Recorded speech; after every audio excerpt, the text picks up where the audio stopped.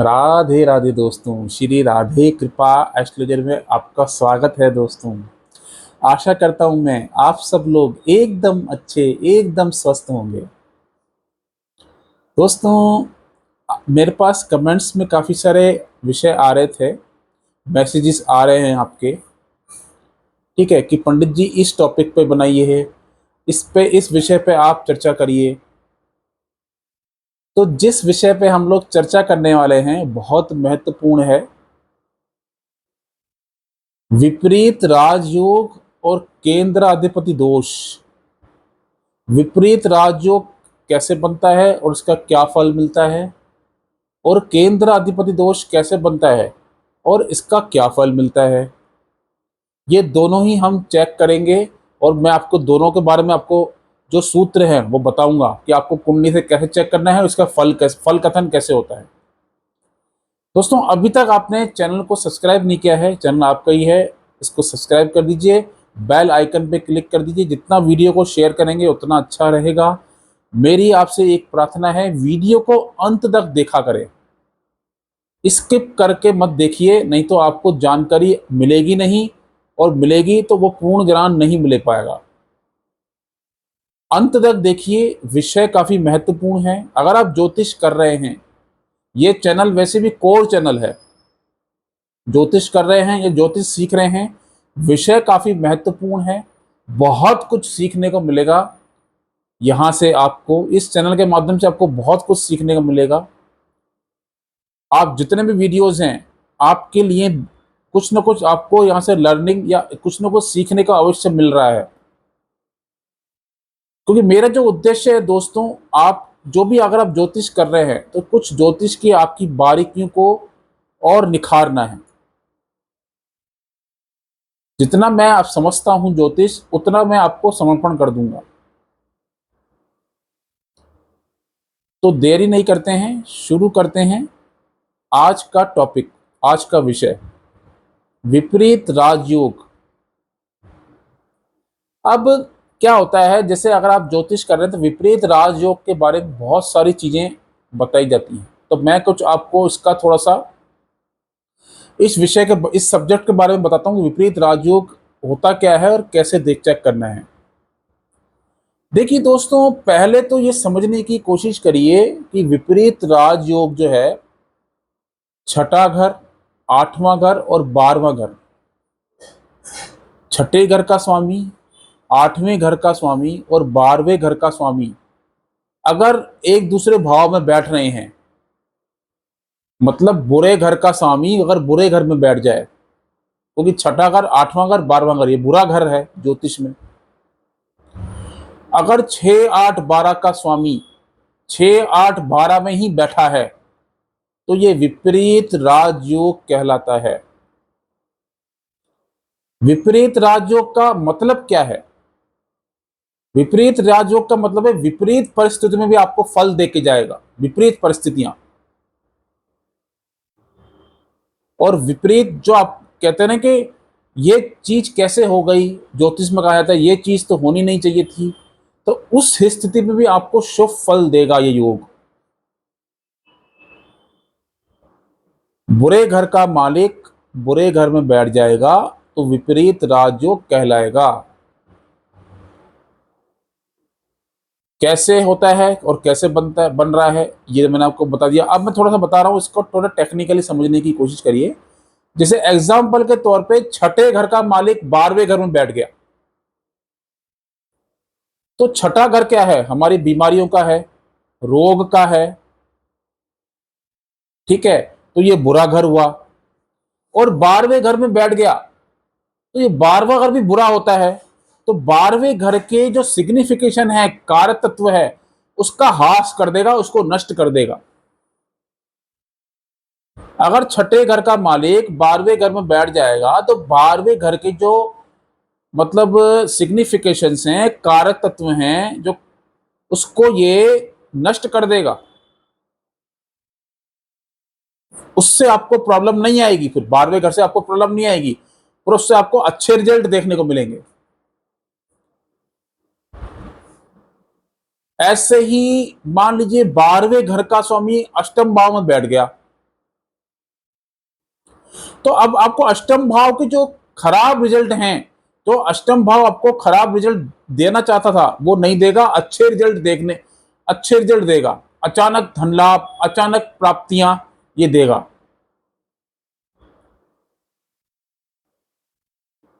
यही विपरीत राजयोग होता है।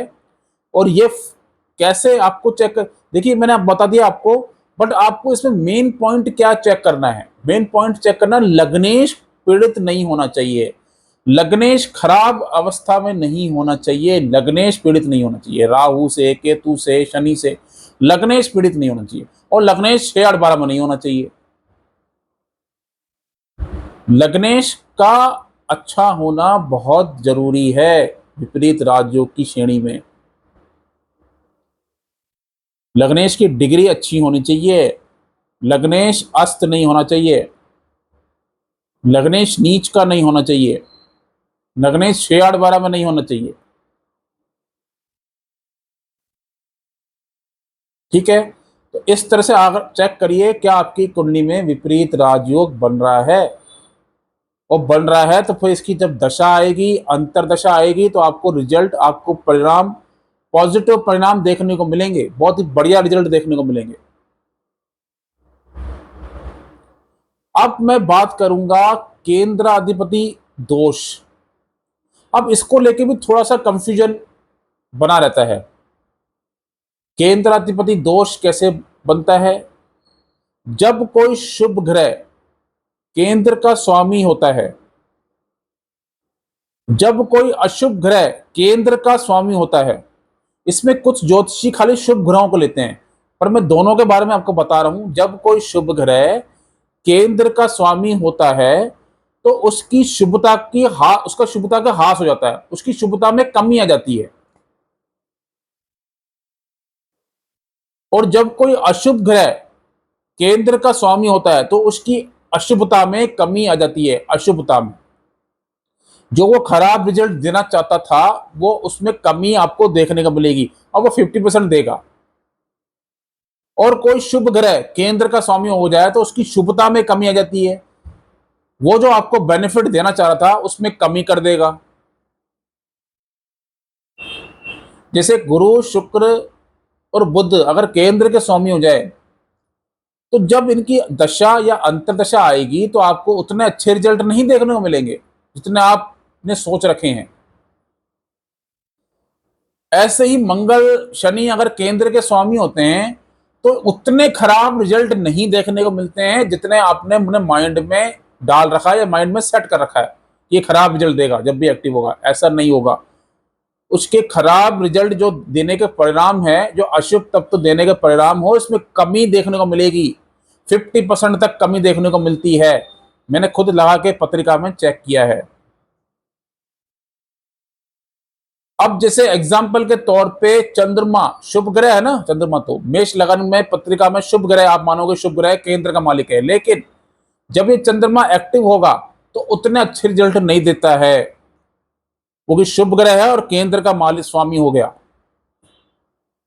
ऐसे ही मकर लगन की पत्रिका में चंद्रमा जो है वो 7th लॉर्ड होता है, मतलब 7वें घर का स्वामी होता है, उतने अच्छे रिजल्ट नहीं देता है अपनी दशा में या अंतरदशा में। एग्जाम्पल के तौर पे बुध, बुध मिथुन लगन की पत्रिका में छठे घर का स्वामी, सॉरी चौथे घर का स्वामी होता है, उतने अच्छे रिजल्ट नहीं देखने को मिलता। ऐसे ही कन्या लगन की पत्रिका में जो बुध है वो दशमेश है, केंद्र का स्वामी हो गया, तब भी उतने अच्छे रिजल्ट नहीं देखने को मिलेंगे। ऐसे ही बुध जो है वो धनु लगन की पत्रिका में 7वें घर का स्वामी और 10वें घर का स्वामी है। अब जब धनु लगन की पत्रिका में बुध एक तो मार्केज भी हो गया और आपका 10वें घर का स्वामी भी हो गया, तो जब ये एक्टिव होता है ना, मैं आपको बता रहा हूं, मैंने पत्रिका चेक की है, मैं उस हिसाब से आपको बता रहा हूं, जब ये एक्टिवेट होता है तो उतने अच्छे रिजल्ट नहीं देखने को मिलते हैं जितने हमने अनुमान लगा के हम लोग बैठे हुए हैं। ठीक है, ऐसे ही आप चेक करोगे गुरुदेव को। अब गुरुदेव धनु लगन की पत्रिका में चौथे घर के स्वामी हैं, लग्नेश, लेकिन चौथे घर के स्वामी भी हो गए, तो उतने अच्छे रिजल्ट नहीं देते हैं। चौथे घर के स्वामी भी हो गए तो केंद्र के स्वामी हो गए, उतने अच्छे रिजल्ट नहीं देखने को मिलते। ठीक है, ऐसे ही आप चेक करेंगे शुक्रदेव को।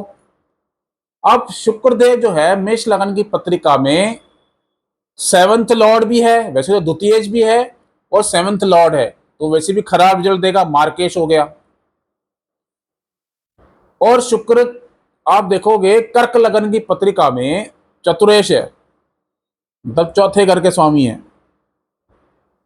शुभ ग्रह है, अच्छा ग्रह है, लेकिन फिर भी खराब रिजल्ट देता है। और ये त्रिशडाया लॉर्ड भी हो गया, कर्क लगन में शुक्र त्रिशडाया लॉर्ड भी है, 11वें घर का स्वामी भी है, अच्छे रिजल्ट नहीं देता है अपने दशा में और अंतर दशा में। जितना हमको लग रहा है ना उतना अच्छा रिजल्ट नहीं देगा।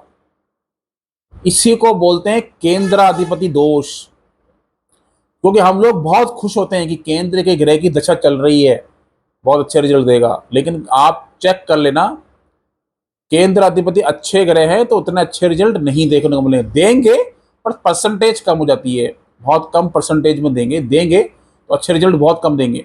और अशुभ ग्रह अगर केंद्र के स्वामी हो जाए तो उसमें अशुभता में उसकी उनकी कमी आ जाएगी।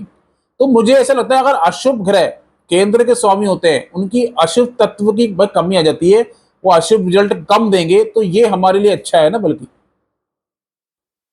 अगर अशुभ ग्रह केंद्र के स्वामी है, अगर उनका अशुभ अगर तत्व कम हो रहा है, वो अशुभ रिजल्ट में कमी कर रहे हैं अपनी, तो ये अच्छा है, बल्कि अशुभ रिजल्ट नहीं देखने को मिलेंगे उतने। ठीक है, तो इसी को केंद्र अधिपति दोष चेक है। आप पत्रिका में सूत्र लगा के देख लेना। अगर आप चेक कर रहे हैं तो अपनी कुंडली में या अगर किसी और की कुंडली में चेक कर रहे हैं तो इस तरह के सूत्र आप लगा के देखिए। और ये क्लासिक के सूत्र हैं, क्योंकि कुछ चीजें है ना उलझाई हुई होती हैं, ज्योतिषी क्या करता है उलझा देता है कई सारी चीजों को, ऐसे वैसे नहीं। सिंपल से समझने की कोशिश करिए और सिंपल फंडामेंटल यही है। लग्नेश को चेक करना ही करना है हर परिस्थिति में। लग्नेश का अच्छा होना जरूरी होता है, लग्नेश पीड़ित नहीं होना चाहिए, लग्नेश बली होना चाहिए। केंद्र त्रिकोण में हो तो और भी अच्छा, पीड़ित नहीं होना चाहिए राहु केतु से। ठीक है, तो इस तरह से आप चेक करिए। विपरीत राजयोग का मैंने आपको बता दिया, केंद्र अधिपति दोष का मैंने आपको बता दिया। क्योंकि चैनल का उद्देश्य यह है कि आपकी ज्ञान की वृद्धि हो, कैसे भी आपको कुछ ना कुछ यहां से सीखने को अवश्य मिले। ठीक है दोस्तों, तो उम्मीद करता हूं आपको ये एपिसोड समझ में आया होगा और अच्छा लगा होगा।